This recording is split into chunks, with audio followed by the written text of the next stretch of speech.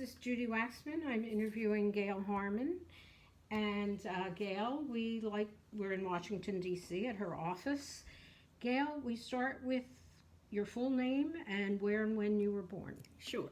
My full name is Gail McGreevy Harmon, and I was born in 1943 in Kansas City, Kansas. Okay, so what was your life like before you learned about the women's movement? The language that people use now would very much describe my childhood, which is white privilege. I grew up in a very sheltered, comfortable, suburban area of the Middle West.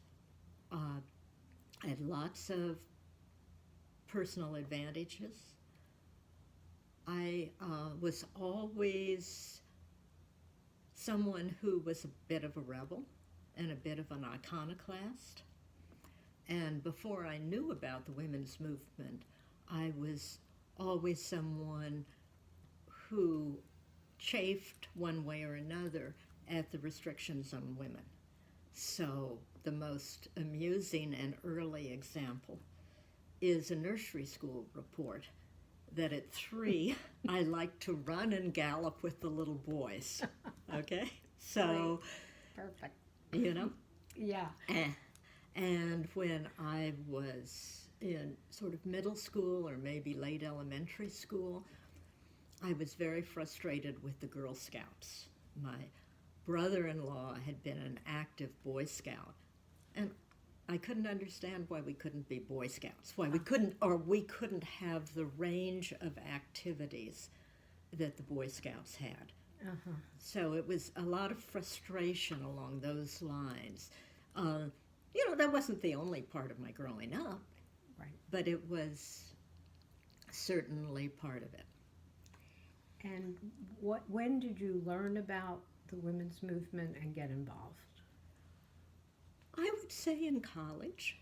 I went to college from 61 to 65, so that's the very beginning of the second wave of the women's movement. Right. And my friends and I talked about it, were interested in it. I remember that I wrote a long paper on a woman psychoanalyst, and I wish I could find it now. But, Right. But I was very interested in that part of feminism, okay? Mm-hmm. And also it was a time of political awakening. I had friends who were very involved in SDS. I sort of flirted with that a bit during college, so that the intersection of other progressive activities and the women's movement was just part of my life at that time. Mm-hmm. Did you go right on to law school? After 1 year, I was trying to decide whether I wanted to be a psychologist or a lawyer. Oh, wow. And so I got a job in Boston giving psychological tests, which was enough to turn me off being a psychologist. I see. And so then I went to law school. Another thing that is not really women's movement, but is sort of women's empowerment, is my decision to go to Radcliffe. It been expected that I would go to Vassar. And I just realized I would not be happy in an all-women's college, removed from a big city, and where the emphasis was on having a date, going away for the weekend. And I knew I'd be very unhappy there with the different pressures that would be put on me. And so I opted to go to a coeducational college, of which there weren't a lot at that time. Right. So Radcliffe was pretty integrated then at the time. It was, yeah. All our classes were with Harvard, all our exams. It was integrated totally academically. Oh. There were things that were terrible, like there was a library we couldn't enter that had the books on reserve from our classes, and we couldn't go in it because only for men. It was terrible. Wow. And what year was that? This was 61 to 65. Uh-huh.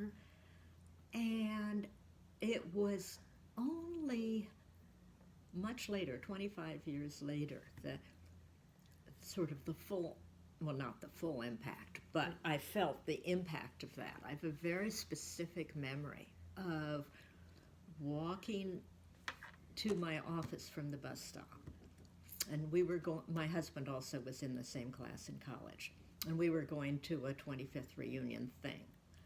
And I suddenly hit me that I was going as a wife and not as a graduate. And I'm walking down the street, with tears screaming down my face, and remembering things like not being able to go to Lamont Library, and just the humiliation of it in many ways. And indeed, I went to this event, and my name tag did not say 65. It said Gail Harmon. Whoa. And people would say, "You look familiar to me." And I'd say, "Yes, we were in the same class." Wow. So...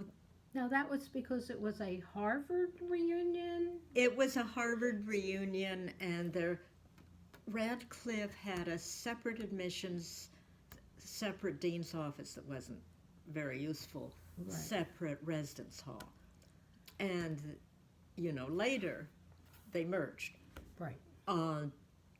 But the separation was kept, and it was kept for a variety of reasons. I mean, I think part of it was Harvard wasn't supposed to raise money from Radcliffe graduates because Radcliffe wanted to raise money from those people. So the reunions were somewhat separate because reunions focus on fundraising. Right, I see, yeah. But still, wow. Wow, still wow, exactly. So, okay, you went to law school, and then, so now I suppose we're early 70s? Yes. And did you become active in any women's movement activities then? Really, when I moved to Washington. I moved to Washington in 1975. I graduated from law school in 69, moved to Boston, worked first for a organization that dealt with my job was juvenile justice. Oh. And then I worked for a regular law firm. Then we moved to Washington. And the first organization that I got involved with was the Women's Legal Defense Fund. And I was on the board, and then we called it president at that time. Judy Lichtman, at that point, was called the executive director rather than the president. But I served on the board and served as essentially chair for a number of years. Now, how did you get to that position? I think through Gladys Kessler. One of the partners in the law firm that I joined was Gladys Kessler, who had been one of the founders of the Women's Legal Defense Fund. I see. Gladys has had an illustrious career as a judge in the Superior Court and the Federal District Court. And Gladys was very involved in that. And I think that's how I must have been encouraged to go to a meeting. Mm-hmm. Do you remember any of the early issues? Oh, yes. Well, let's hear about it. Well, some of the issues were very simple, like providing a way for women to change their name. The fund did not, at that time, did not have a large staff and relied primarily on pro bono counsel. But we were very involved in some issues of great importance. I remember that Zona Hostetler wrote a very significant brief in the Mississippi nurses case, which was, I believe, this is going back a while, right. But I believe that what it was focused on was that a man could not be admitted to nursing school in Mississippi. Mm-hmm. And so even though the Women's Legal Defense Fund would not normally represent a man or be involved in that, because it was a blatant example of sex discrimination and sexual role typing, it was very important. And we prevailed. So that's a example. We also created a shelter for victims of abuse. It's called My Sister's Place, and it still exists now. Yes. But it was originally started out of the Women's Legal Defense Fund and was a project of ours.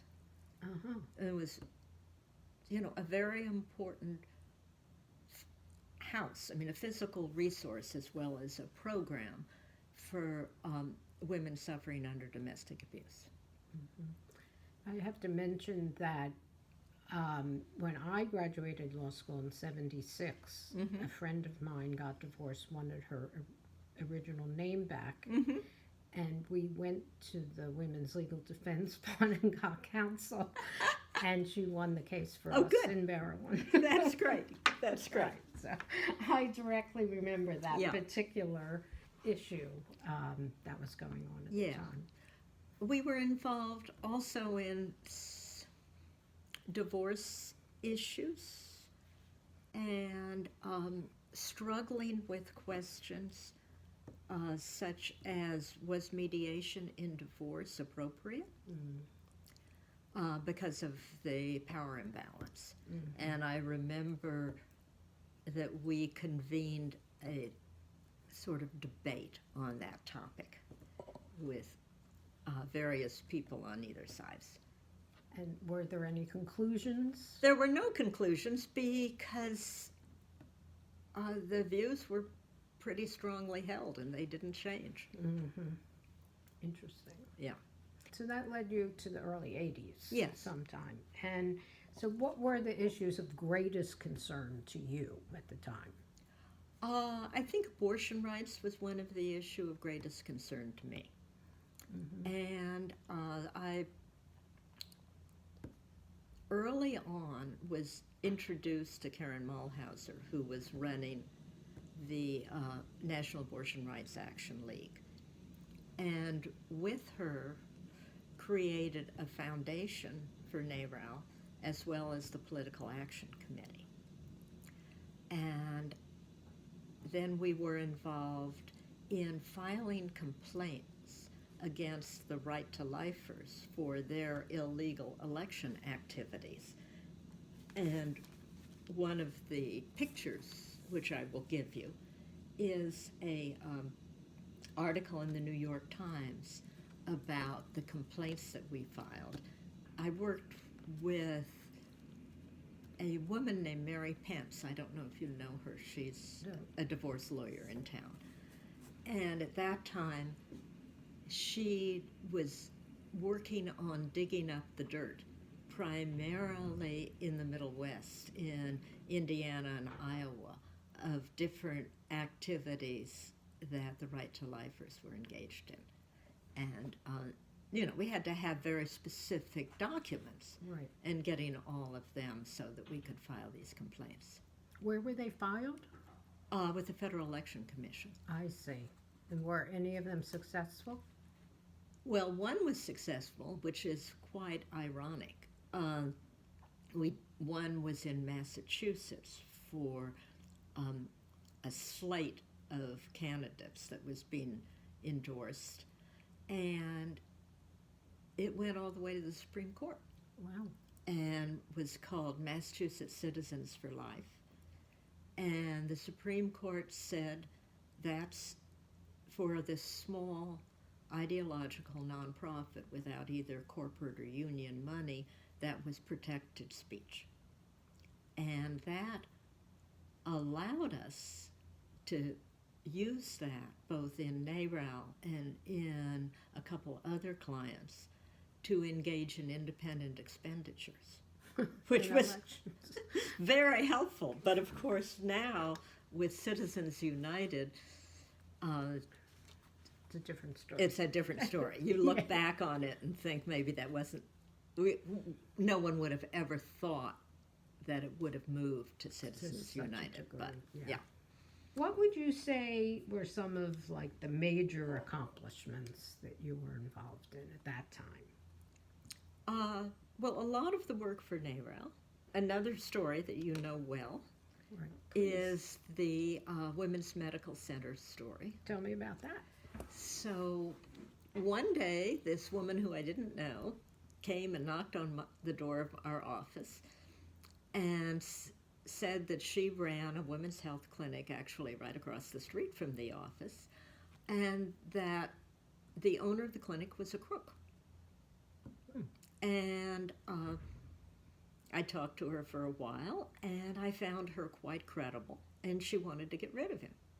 What kind of clinic was this? It was an abortion clinic that provided other women's health services, so pap smears and other related reproductive health services, but primarily an abortion clinic. And it had been an early abortion clinic, as you know. Before Roe versus Wade, D.C. and New York and Kansas were the only places where forms of abortion were legal on a statewide basis. So the D.C. had some number of nonprofit and for-profit abortion clinics early on. This woman had a record of a telephone message her predecessor had from the guy with the number of a federal penitentiary. And I thought it was pretty amazing. And I called a very good friend of mine and client, Frances Kissling, who ran Catholics for a Free Choice. Right. And I said, Frances, have you ever heard of Bernie Halpert? And she said, oh, sure. My mother ran his clinic in Queens before Roe versus Wade. And I'm the only one in Washington who knows he was in the federal pen. While he was, quote, running the clinic. While he was running the clinic. I managed to find the little bit of information on the case that he was convicted on, which had to do with billing Medicaid for tests of strep throat in children that were never performed. And I found the name of the lawyer who prosecuted him, and I called him and talked to him and explained why I was interested. And he said, well, this is really unorthodox, but I'll get you the pre-sentencing report. Wow. Okay. Then pursuing this as a matter of litigation was really beyond me. I'm not a litigator. And beyond the capacity of my firm. So I found this wonderful lawyer, Alan Novins, who had been involved in the only case in the District of Columbia about the obligations of directors of nonprofit organizations. Okay. And so he and I worked together on this case, and we got the board removed. As you know. And Judy then became the chair of the new board. Right. Someone called me and told me the background and said, we're creating a new board, and what would you think of being chair of it? And I did. Yes. It was a great experience. Yeah. And the place did thrive for a while. For a while, yes. Well, that's quite an amazing story, obviously, to me. How would you say being involved in the movement affected your personal life? I think it had an impact on both my children in terms of them feeling empowered. Well, I'll give you a funny anecdote that precedes my coming to Washington, but probably must show something of my attitude. This would have been before 75, rubbing off on my children, because I remember getting probably a baby present for my second child, and my son at that point was 3, and it was addressed to Mrs. John Harmon. Mm-hmm. And he said, "That's not your name." Oh, wow. So I think something had already rubbed off on him. Later on, he was asked, "Are you going to be a lawyer when you grow up?" Again, as a little kid. Yeah. And he said, "Oh, no, that's what mommies do." Right. Right. So it was already a new generation. Yes. When were they born, their children? They were born 71 and 74. Okay.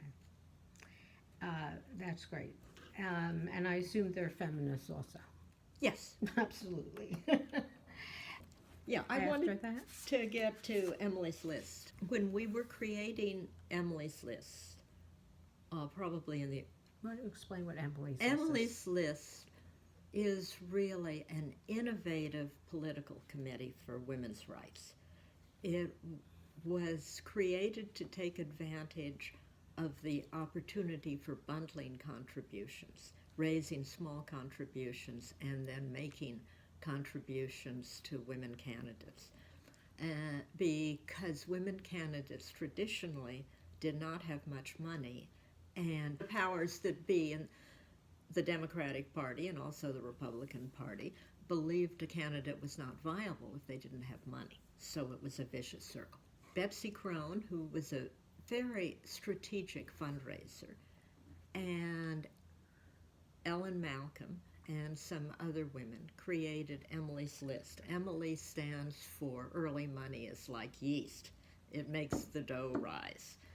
And the concept was that a number of us who were part of the women's community would write to all of our friends and neighbors and family members and encourage them to join Emily's List and give moderate amounts of money in many cases, which then would be pooled and given to identified candidates who were pro-choice Democratic women.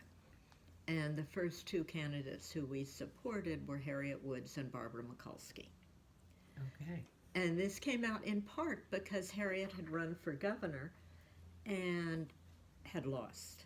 And so when she was running for Senate, political women started trying to think about why did she lose and what can we do to help her second time around. And so that was one of the reasons that the analysis started and that Emily's List was created. Mm-hmm. And I knew the election law, as they knew.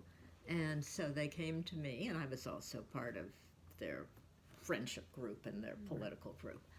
And we worked out this structure and strategy for raising the money that then would be bundled and given to candidates so that they would, in the initial part of the election season, be perceived as viable by the leaders of the party. Mm-hmm. And tell me about the Barbara Mikulski connection. Well, Barbara was the other candidate who we supported, and of course she won and became a very important leader on women's rights in the U.S. Senate. Was the first woman to be elected to the U.S. Senate in her own right. She was not the widow or child of a former senator. Right. And she was there quite a long time. She was there 30 or 40 years. Yeah. Besides giving money to all these different groups, is there any activity that you particularly want to highlight? Maybe some sort of disappointments that we as the women's community have suffered? Certainly the failure of the ERA to be ratified. Mm-hmm. I mean, that's a very, very important issue and a deeply frustrating issue. And, we're in Washington, we're not out in the States working, but that's deeply frustrating. The different federal restrictions on abortion, with the different gag rules and Hyde Amendment, have been enormous setbacks to women's reproductive freedom.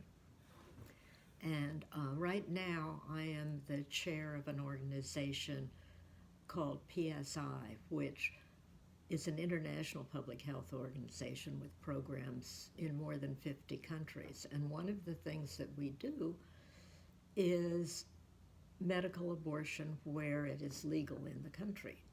but we also get a lot of federal money from USAID. So we have been engaged in a very complicated series of transactions to enable us to continue to both get our USAID money for other activities and continue to provide abortion services for women who desperately need it in those countries. Does PSI stand for something?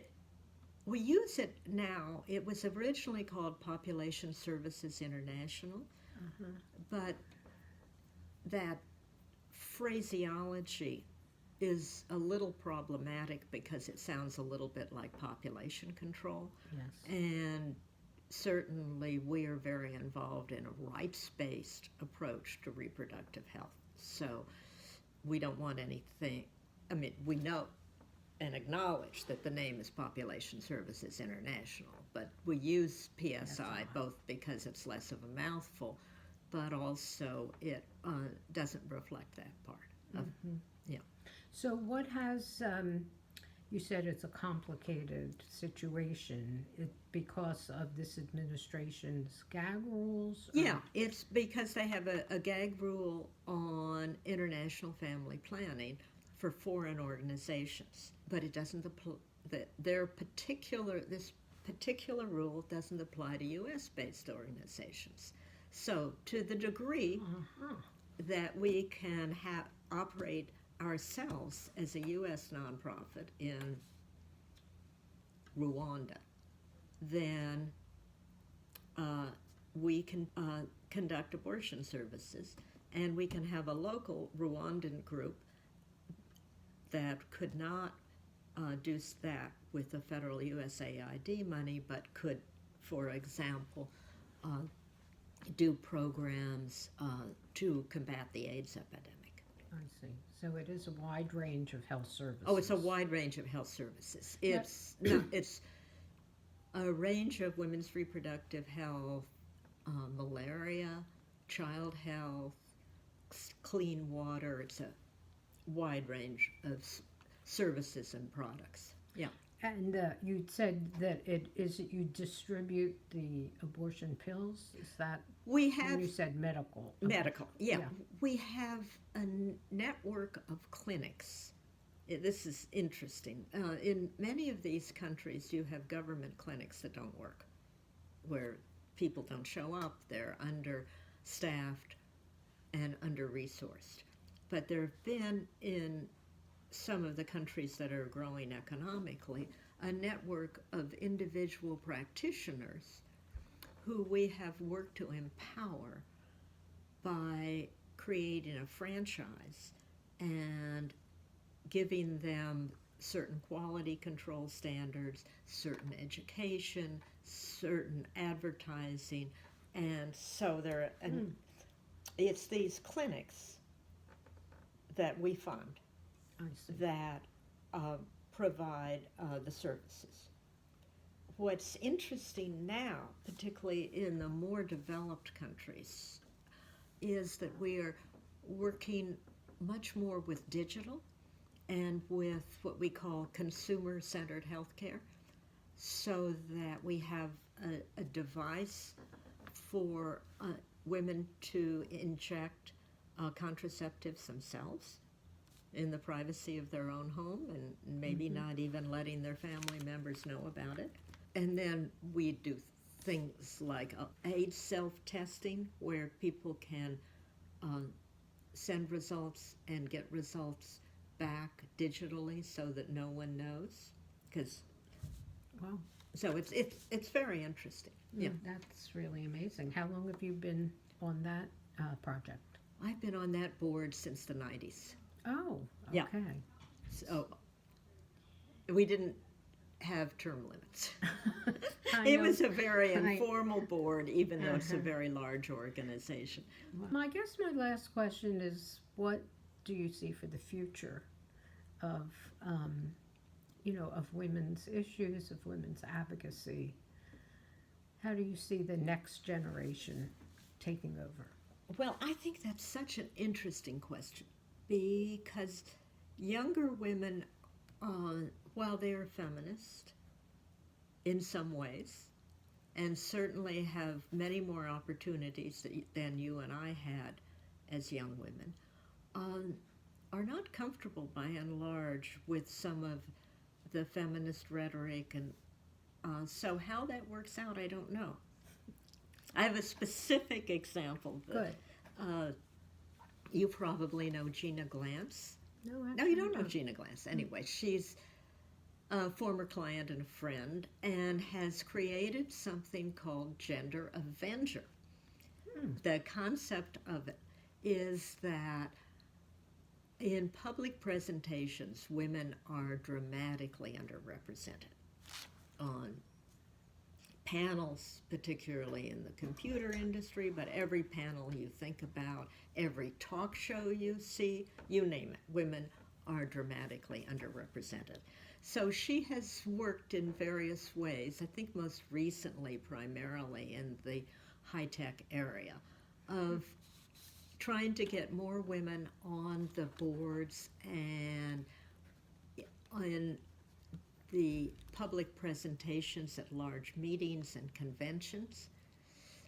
But the reason for me mentioning this, other than the fact that it's fascinating, is that several people who I've been talking to about it say that for the younger generation, Avenger is not the right word. And it's so something softer. Something soft might be better. That it's so that is the dilemma with the new generation of young women who definitely care about women's rights, but see it differently than we did because they've had a different life experience. Right. Well, we hope we'll keep moving forward. Yes. Well, thank you so much, Gail. This has been really great and informative, and we'll be back to you. Okay, well, thank you so much.